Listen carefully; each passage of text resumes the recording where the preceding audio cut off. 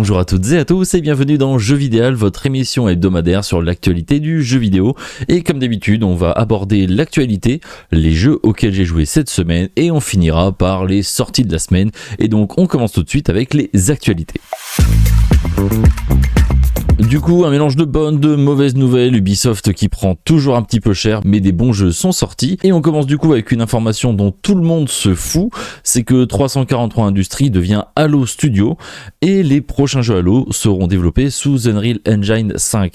C'est-à-dire que 343 Industries abandonne son moteur graphique pour passer à l'Unreal. Donc ils ont fait quelques démos, quelques machins, ils ont montré quelques features que je vous mets en vidéo et bah on s'en fiche un peu, ils font pas des bons jeux depuis quelques temps. Le seul jeu avec un bon multi qu'ils ont fait c'est Infinite et ils l'ont totalement abandonné du jour au lendemain, je ne sais toujours pas pourquoi, mais voilà, 343 n'existe plus, c'est Halo Studio et l'Unreal 5, c'est tout, rien d'autre à ajouter. On peut passer à la news suivante, c'est que une suite a été annoncée pour Alien Isolation. Du coup on est au début du projet, on va pas s'affoler, il y aura pas forcément grand chose qui va sortir dans les prochaines années, mais le studio dit qu'il planche sur le sujet.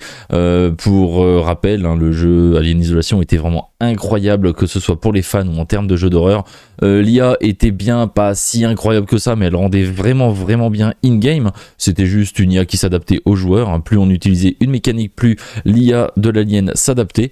Et du coup, je pense qu'on va pouvoir attendre 4-5 ans avant de pouvoir avoir ça entre nos mains. Mais en tout cas, vu que le 1 avait été très apprécié et qu'on n'avait pas une nouvelle depuis, je crois qu'il est sorti en 2014, donc ça fait quand même quelques temps. Et hâte de jouer à ça, hâte d'avoir des nouvelles, en espérant que le jeu ne soit pas annulé ou repoussé ou qu'il ait des problèmes de développement comme beaucoup de jeux en ce moment. En restant un petit peu dans le jeu d'horreur, et on y reviendra dans les jeux auxquels j'ai joué, on a Silent Hill 2 qui a été très mal distribué. Je sais qu'en France c'est le cas, pour les autres pays je ne sais plus, mais le jeu est difficilement trouvable en physique. Pourtant c'est Konami qui est derrière, on parle quand même de Silent Hill 2, mais Konami c'est un petit peu des rats quand même. Ils aiment l'argent, ils avaient un petit peu abandonné les gros jeux solo pour partir sur du mobile, à l'inverse de Capcom qui régale depuis des années. Et peut-être que c'est parce qu'ils préfèrent les vendre en démat où la marge est plus importante que les distribuer en physique, où du coup il y a des intermédiaires, du transport, tout ça, et que c'est vendu au même prix. Voilà, à voir, vous pouvez toujours l'acheter sur les stores ou espérer un restock. J'ai pas du tout d'informations là-dessus, mais c'est vraiment dommage, le jeu est très bon. Et comme je vous l'ai dit, on en reparlera dans les jeux auxquels j'ai joué cette semaine parce que Silent Hill est un sacré morceau. Pour encore une fois parler de distribution de jeux et de physique, on a des ruptures de stock de Sparking Zero un petit peu partout, en tout cas sur PlayStation 5. Si vous cherchez le jeu en physique sur Xbox, en fait il est trouvable un peu partout. Il y a moins d'exemplaires parce que je pense que je suis l'un des seuls pélos à acheter mes jeux sur Xbox, mais vous pouvez trouver tous les jeux que vous voulez. Pas le Silent Hill parce que c'est une exclusivité Sony, mais en tout cas voilà, Sparking Zero, il y en a au magasin. Si vous voulez sur PS5, attendez des réassorts, essayez 2-3 magasins par-ci par-là ou achetez le plein tarif en démat, c'est vous qui voyez, mais je trouve ça un petit peu dommage. Le jeu a été très bien reçu, il y a du monde en ligne, enfin voilà, le jeu est très beau, il est vraiment esthétiquement magnifique, mais c'est ce que je disais, le cel shading profite intégralement des puissances des nouvelles consoles, alors que tous les jeux photoréalistes pédalent et rament parce que le photoréalisme ça sert à rien dans les jeux vidéo. On le voit bien avec Sparking Zero qui détruit tout sur son passage. C'est un très bon jeu de combat. Après c'est l'adaptation de Dragon Ball avec du gros multijoueur, c'est-à-dire qu'il y a des personnages, il y a des formes de personnages qui sont bien plus puissantes que d'autres, et c'est normal. Pour ça ils ont fait un équilibrage en forme de points, c'est-à-dire qu'on doit former une équipe de 15 points et certains persos valent 2, 3, 4, 5 points, et du coup si on prend, voire 10, et si on prend un personnage très fort à 10, on aura moins de personnages que quelqu'un qui va faire une équipe avec des petits persos. Mais le problème du mode online, c'est qu'on croise énormément de fois le même personnage qui est le plus fort, et même s'ils essaient de résoudre ça, il y aura un nouveau personnage extrêmement fort, même si ça n'induit pas forcément une défaite, le personnage est juste plus simple à jouer et plus fort, donc il est plus joué. Et c'est un peu triste, sans parler de déséquilibrage. Lancer online et jouer pendant 3 heures contre le même perso overpété, même si on le bat, c'est pas fun, c'est pas rigolo, parce que le jeu est riche, il y a plein de personnages et c'est dommage de toujours tomber en boucle sur le même perso. Le jeu a eu 82 sur 100 sur OpenCritic et Metacritic, et un taux de recommandation des testeurs de 82% pour un total de 51 reviews, ce qui est bien. C'est un jeu honnête, c'est un jeu cool. Si vous aimez Dragon Ball, achetez-le, faites-vous plaisir. 80€ c'est toujours un peu trop cher pour les jeux, je maintiens à le dire, donc en physique, en grande surface, ou attendez que le jeu baisse. Voilà, le jeu est validé, le jeu est très bon, faites-vous plaisir. Avant de faire nos 2 petites news sur Ubisoft, parce qu'il faut forcément parler d'Ubisoft, il se passe forcément des merdes pour tout toutes les semaines, tout le temps, et ben on a eu des informations sur la génération des 5000 de chez Nvidia, donc on va parler carte graphique. Pour rappel, la carte la plus puissante actuellement est la 4090. Elle vaut du coup aux alentours de 2000 € et c'est un très beau bébé parce qu'elle fait plus de 30 cm de long sur 13 cm de large et 6 cm d'épaisseur, donc on est déjà sur un beau bousin. Et bah ça va pas aller en s'arrangeant, les cartes graphiques vont coûter de plus en plus cher pour des puissances de plus en plus cons, et ce qui est vraiment dommage, c'est qu'en fait les développeurs ne font plus aucun effort, il n'y a plus aucune optimisation qui est faite parce que les cartes graphiques sont over puissantes. Quand on voit une console comme la Nintendo Switch qui arrive quand même à afficher des choses alors que elle était déjà un petit peu obsolète dès sa sortie, bah là avec des grosses cartes graphiques dans des PC, bah en fait les devs en ont plus rien à faire. Les 5090, donc pour information, la fourchette de prix sera entre 2500 et 3000 €, donc c'est beau, vous aurez des jeux magnifiques, et vous diminuez un petit peu si vous voulez une 5080, 5070, mais voilà, on va avoir la même échelle de prix qu'on avait actuellement, sauf qu'on va partir de 500 € à 1000 € de plus. Je trouve ça totalement inutile. Faudrait vraiment arrêter cette course à la technologie parce qu'on commence à avoir des cartes qui sont énormes. Pour rappel, les 4090, 4070, 4080, elles s'arrachaient des cartes mères, donc maintenant il y a des petits pieds, mais c'est vraiment idiot, ça ne sert à rien. Ça permet toujours d'approcher du photoréalisme, mais vraiment, est-ce que le jeu vidéo a besoin de ça aujourd'hui? Quand on voit un jeu comme Elden Ring qui cartonne, ou Astrobot et Métaphore qui sont pour moi les concurrents, les prétendants au titre de GOTY de cette année, bah en fait on n'est pas sur du photoréalisme, des jeux très beaux mais qui peuvent tourner avec des configs qui n'ont pas forcément besoin de cartes graphiques à 2000 €. Donc voilà, on va sûrement en apprendre plus, ça sortira je pense fin d'année, début d'année prochaine, mais bon, on aura plein de gens qui vont les acheter. Nvidia de toute façon quasiment un monopole sur les cartes graphiques, parce que pour le coup AMD, le rapport prix-puissance est bien plus intéressant que chez Nvidia. Vous allez payer beaucoup plus cher pour très peu de puissance en plus, même s'il y a des technologies qui sont intégrées comme le DLSS, et ben en fait AMD a le même avec le FSR. Donc les deux sont jouables, mais bon, la plupart des gens partent sur du Nvidia parce que ça coûte cher, parce que la marque a fonctionné, ça fait un peu comme Apple et comme PlayStation, la marque suffit d'elle-même pour vendre, les gens préfèrent avoir des belles boîtes Nvidia que du AMD rouge. Enfin voilà, c'est un petit peu triste, et on va pouvoir passer du coup aux deux news sur Ubisoft. Deux mauvaises nouvelles, on a une plainte déposée contre Ubi, et ça n'a rien à voir avec leur jeu, leur quoi que ce soit, quoique un petit peu, mais ils ont intégré une application sur leur site Pixel qui est développé par Meta, et du coup il y a une plainte qui a été posée pour diffusion de données personnelles. Donc en gros Pixel, c'est une application qui va récupérer et diffuser, revendre bien évidemment les données personnelles des utilisateurs afin de faire des publicités ciblées, et Ubisoft l'a intégré sur son site sans forcément faire signer un accord ou prévenir ses utilisateurs. Donc voilà, une plainte a été déposée, ça va encore coûter un petit peu cher à Ubi qui a vraiment pas besoin de ça en ce moment, c'est dommage. Laissez-les bosser sur leur Assassin's Creed Shadow tranquille et arrêtez de les emmerder, ils ont déjà assez de soucis comme ça. Et on a aussi eu un délit d'initié tout simplement avec la dernière info de Bloomberg qui précisait que le Ubisoft allait peut-être se faire racheter par Tencent. C'était un rapport qu'ils avaient sorti, et ben faut savoir que quand on parle, comme je l'avais dit la semaine dernière, quand on parle de rachat, il y a souvent un rebond des actions, parce que ça veut dire que si on va racheter, que l'action a de la valeur, donc ça remonte pour faire gonfler les chiffres. C'est comme ça que ça marche, c'est le marché, c'est pas forcément intelligent, pas forcément bien, mais c'est comme ça que ça fonctionne.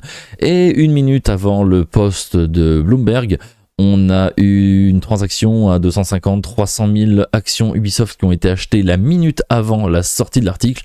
Donc portez plainte pour délit d'initié. Et pour rappel, un délit d'initié en fait c'est en bourse, quand vous achetez ou vendez des actions en ayant des informations en votre possession qui ne le sont pas encore pour le grand public.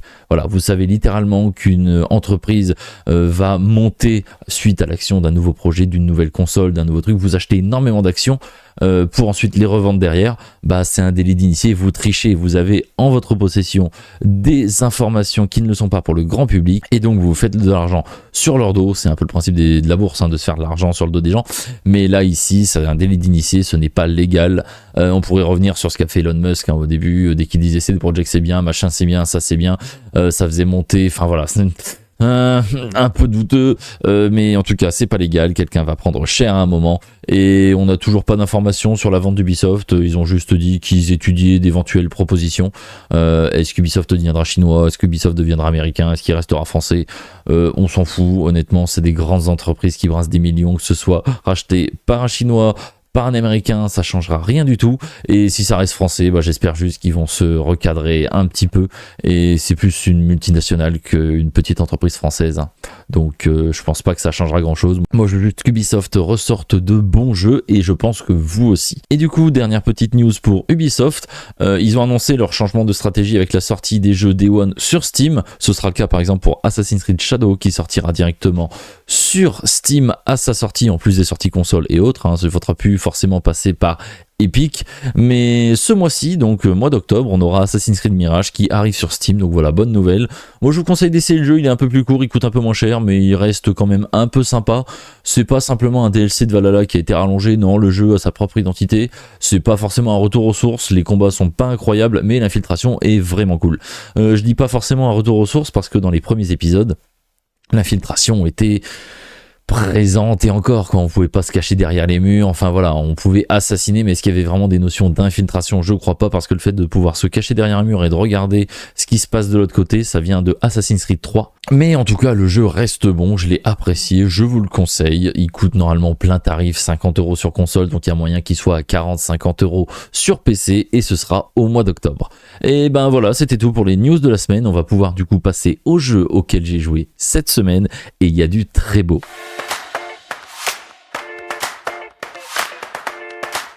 Qu'est-ce que quoi, j'ai joué cette semaine, j'ai terminé la campagne de Space Marine 2. Je vous avais dit la dernière fois que j'avais fait beaucoup de multi, ben là voilà, c'est bon, j'ai terminé la campagne, il me reste plus que quelques opérations à faire. Et bah du coup, d'un point de vue lore, d'un point de vue univers, d'un point de vue ambiance, le jeu est fou. Le jeu est incroyable, c'est vraiment génial, on sent que ça a été fait par des gens qui kiffent l'univers, c'est vraiment bien retranscrit, c'est épique à souhait, enfin voilà, c'est badass, on est des Space Marines, on se bat pour notre devoir, et c'est tout, et c'est cool. Par contre, en termes de jeux vidéo, le jeu est... Voilà, je vais pas forcément spoil, mais du coup, on a moins de grosses vagues d'ennemis vers la deuxième moitié du jeu, vers les 2 tiers du jeu, je dirais. Et bah on tape vraiment des gros sacs à PV, des ennemis un peu compliqués, et c'est beaucoup moins satisfaisant manette en main, beaucoup moins jouissif à jouer. Ça devient même un petit peu difficile, et comme je dis, les ennemis ont beaucoup de vie, on n'a pas forcément énormément de trousses de soins sous la main, donc un peu mitigé. Je vous le conseille vraiment parce que c'est cool, que vous connaissiez ou non l'univers de Warhammer 40K, allez-y. Et par contre voilà, vous attendez pas à un jeu révolutionnaire. Pour rappel, c'est un jeu qui n'a pas coûté excessivement cher, parce que grosso modo c'est une campagne linéaire de 7 heures, et on reprend un petit peu tout ce que Gears of War a fait, sans le système de couverture, avec une grosse patte Warhammer 40K par dessus, et ça fonctionne très bien. Mais voilà, ne vous attendez pas à un gros jeu vidéo qui révolutionne tout, mais l'histoire est cool. Et j'ai pas joué qu'à ça, j'ai aussi joué à Silent Hill 2, donc déjà merci à Konami de m'avoir fourni une clé pour découvrir le jeu. J'avais pas fait le Silent Hill 2 à l'époque, c'est une série, je suis passé à côté, je me suis un peu renseigné sur les jeux sauf le 2 pour apprendre un petit peu plus sur l'univers et tout ça, mais là j'ai posé mes mains dessus, et le remake, bon, tous ceux qui ont fait le jeu d'avant, le jeu d'origine, l'ont trouvé très bien. Et moi, indépendamment, si je le prends juste comme ça, la version 2024, elle est vraiment, vraiment bien. Et là où je suis un grand fan de Dead Space, et tous les bruits sont horribles, mais c'est des bruits mécaniques, le bruit de vaisseau, ça donne pas envie d'y être. Là, dans Silent Hill 2, je trouve que tous les sons, que ce soit la bande sonore, que ce soit vraiment les pseudo-musique ou l'ambiance générale, c'est vraiment malaisant. On se sent vraiment mal, c'est vraiment fait... pour qu'on se demande ce qui se passe, mais ça nous met vraiment dans un mood particulier. Ça nous fait un peu bader des sons très forts qui n'ont pas forcément de sens, les ennemis qui sont totalement anarchiques, qui marchent vers nous, mais on sait même pas si en fait ils marchent, ils essaient de marcher comme ils peuvent de façon erratique, et on sait pas en fait s'ils viennent vers nous pour nous emmerder ou si c'est juste leur démarche foireuse qui les fait aller dans notre direction. Le brouillard, j'avais vraiment peur des effets de brouillard avec justement ce remake next gen, et c'est vraiment bien fait, ça nous met vraiment mal. Il faut que j'avance dans le jeu, mais c'est cool. Comme je le disais tout à l'heure, le jeu est très compliqué à trouver en physique, mais en tout cas voilà, le jeu a eu de très bonnes notes, le jeu mérite ses très bonne note de ce que j'en ai vu. Je l'ai pas encore terminé, mais je vais poursuivre, et on en parlera du coup je pense la semaine prochaine, et peut-être la semaine d'après si je l'ai pas fini d'ici là. Mais moi c'est un grand oui, je vous le conseille grandement, c'est vraiment un survival horror à faire. au-delà du fait qu'il n'y en ait pas énormément qui sortent cette année, mais voilà, à côté de grands piliers récents comme Dead Space Remake, on a eu aussi Resident Evil 2 Remake, celui-là, voilà, il se pose, il est là, c'est un hommage à Silent Hill, c'est un hommage à ce qu'il a été, et c'est vraiment cool. Faites-le, achetez-le, lancez-le, et kiffez votre vie ou pas. Je peux pas vraiment vous dire que vous allez kiffer votre vie, parce que le jeu est horrible, mais vous allez passer un moment. C'est déjà ça. Et le dernier jeu auquel j'ai joué cette semaine, que j'ai acheté avec mes petits sous, après avoir fait la démo pendant plus de 5 heures, c'est Métaphore ReFantasio, qui est du coup le dernier bébé d'Atlus, j'en avais déjà parlé, le jeu a eu des notes incroyables, c'est le jeu le mieux noté sur Meta et OpenCritic pour cette année, égalité avec Astrobot, et je pense que le GOTY va se décider entre les deux. Dans tous les cas, ça ferait du bien au JV, je pense que ce soit Astro ou que ce soit Métaphore qui soit élu jeu de l'année 2024, et ça fait vraiment du bien, je pense, que ce soit Métaphore. Et après un Baldur's Gate qui était un gros RPG au tour par tour, que ce soit un gros JRPG d'Atlus qui soit élu Game of the Year, ce serait vraiment incroyable, et ça montrerait que les gens veulent autre chose que des gros AAA vraiment jolis, un peu fade, open world qui nous font tous chier. Voilà, ce serait vraiment cool. Et du coup, pour revenir sur le jeu, c'est du Persona mais avec un skin médiéval fantasy. Il y a beaucoup de races, beaucoup de racisme qui sont présents dans l'univers, donc voilà, c'est un peu, c'est pas joyeux. Je veux pas ici spoil particulièrement, je vous laisse découvrir le titre. Il y a une démo qui est disponible sur toutes les plateformes sur lesquelles le jeu est dispo, qui dure, comme je vous disais, 4-5 heures, et vous pouvez réimporter votre sauvegarde. Le jeu dure une centaine, 150 heures, un peu moins de 200 si vous voulez tout faire à 100% d'après les premiers retours.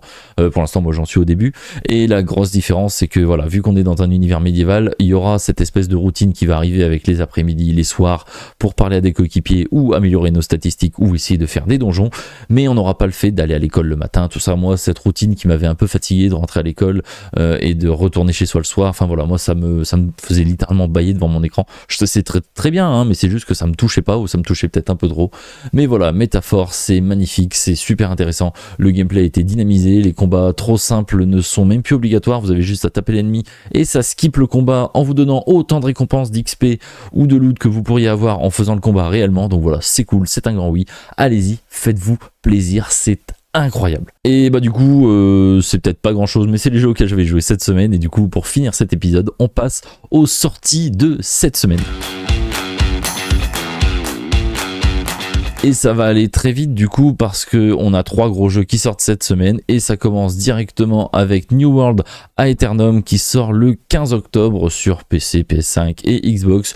C'est le MMO distribué par Amazon. Voilà, c'est pas trop ma came les MMO, donc je vais pas en venir en dire du bien, du mal. Si ça vous intéresse, allez-y. Je sais qu'il y a Throne and Liberty qui est sorti un petit peu avant, et les gens se plaignent un petit peu d'un côté pay to win. Voilà, j'ai pas posé mes mains sur le jeu, c'est pas trop ma came, et au lieu de me forcer à essayer un jeu et d'en dire du mal après, je vous laisse découvrir ça. En tout cas, je vous dis voilà, le jeu sort le 15 octobre. Et le 17 octobre, on a 2 jeux. Le premier, ce sera Mario Party Jamboree, qui du coup, le dernier épisode de Mario Party, ça en fait 3 du coup qui sont sortis sur la Nintendo Switch.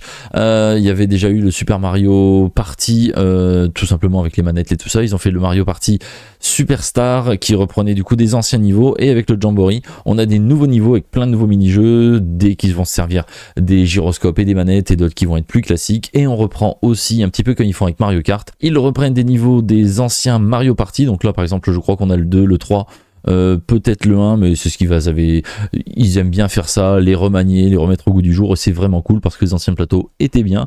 Et du coup, avec plein de nouveaux mini-jeux, je pense que je vais l'acheter, je le découvrirai le week-end, et je vous en parlerai du coup pour dire un petit peu si ça vaut le coup, si c'est un achat inutile, si c'est un énième Mario Party. Mais voilà, moi j'aime bien, ça permet une fois de temps en temps, je les sors vraiment très rarement, les Mario Party, mais quand tu les sors voilà, avec des potes à 2, à 3, à 4, c'est vraiment cool, on se fout sur la gueule, on perd des amis, et ça sort du coup, comme je le disais, le 17 octobre, et on aura du coup le même jour, pas du tout dans la même ambiance, pas du tout dans le même mood, A Quiet Place, et qui vient ici du coup avec un nouvel épisode, The Road Ahead, qui du coup est un nouveau jeu, rien à voir avec The Quiet Place de base.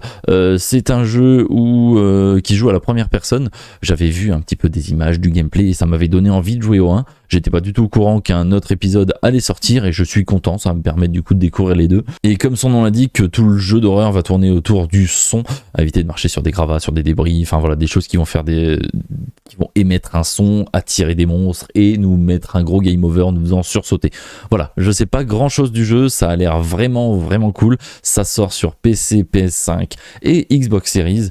Et ben moi je vous invite à découvrir le 1 qui sera peut-être trouvable pour moins cher. Et si vous aimez les jeux d'horreur, voilà, vous allez être servi. Si vous avez déjà rodé et éclaté Silent Hill, et ben n'hésitez pas, faites-vous plaisir. Et du coup, bah ça nous a permis de faire le tour un petit peu des actualités, de ce qui se passe dans le JV cette semaine. Et ben on va se retrouver du coup la semaine prochaine pour la même chose, pour parler actualité, pour parler des jeux auxquels j'ai joué et des sorties de la semaine prochaine. J'espère que vous avez apprécié cet épisode. Si c'est le cas, n'hésitez pas à le dire en commentaire, à mettre des pouces bleus, à vous abonner pour ne rien louper de l'actualité jeux vidéo.